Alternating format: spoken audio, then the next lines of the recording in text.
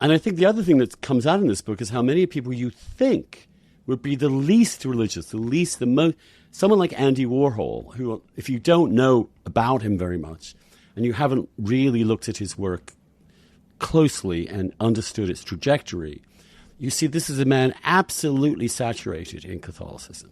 Tell us about Warhol's Catholic faith.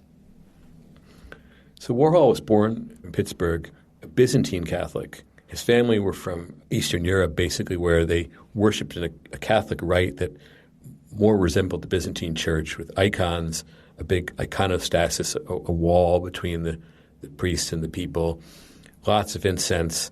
The whole thing is sung in ancient languages. And that's how he spent his childhood. Mass was 3 hours long, and they went twice a week, I think.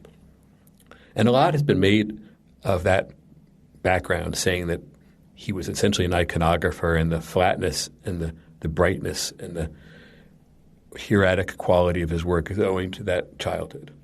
I think there's something to that. But in many ways, he just fit himself into a more conventional Catholic grain. I see him as a Vatican II Catholic before the fact.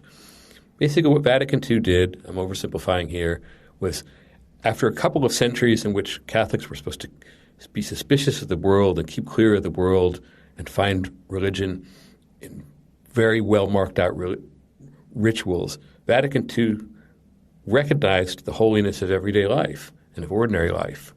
And that meant you didn't have to wear hats to Mass anymore if you were a woman. Family life was approved. But for Warhol, it meant that the ordinary life of Coke bottles and soap boxes and automats and tabloid newspapers had a kind of presence, and he tried to capture that in his work. He was doing this literally at the same year, 62 to 65, the Second Vatican Council was happening in Rome. That was the apogee of Warhol's career as a visual artist. It completely coincided. And when the Pope came to New York in October 65, his motorcade drew right past the factory, which was in the East 40s. And so they all went up onto the roof to see the motorcade. Warhol watched out a window. He said, "I mean the Pope, one day only. This is like the greatest spectacle in history, the ultimate pop spectacle, the Pope in New York City." He really exulted over it, and it was a big deal. And he saw even the Pope's message that day as a he said everything is good in Italian, and he said that's the pop philosophy exactly. But that's only we're still in the 60s with Warhol. Somebody tries to kill him. He survives. He spends a long time in the hospital. When he lives, he makes a vow that he's going to get to church every Sunday. Not to Mass, but he gets to church. All through the 70s and 80s, in his diaries where he recorded everything, there will be 2-line entries. Went to church for 20 minutes, went to church for 5 minutes, went to church and went to the flea market. So he, in his way, was a devotee also. He'd go to the back, he'd just show up, but he kept this vow. He wound up working at an Episcopal soup kitchen on Easter and Christmas one year. And then his mother was really religious too, and that's another side of the story. Half the people in the factory were fallen away Catholics. Jim Carroll, the singer, was a lapsed Catholic.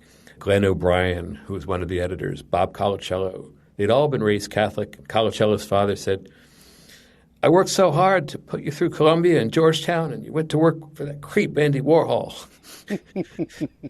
But he did. And then AIDS comes, and Warhol, he's watching the spectacle of intimate death all around him. I mean, the whole fashion and art world was pervaded by AIDS in that moment. It was terrible. And Warhol had a commission to make The Last Supper, 100 works he wound up making for an exhibition in Milan.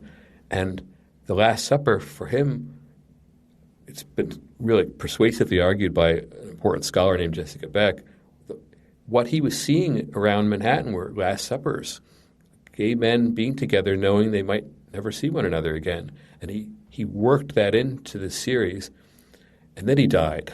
So everybody thinks of The Last Supper as his last work and not as a work that captured the lateness or the lastness of that moment in New York and San Francisco especially.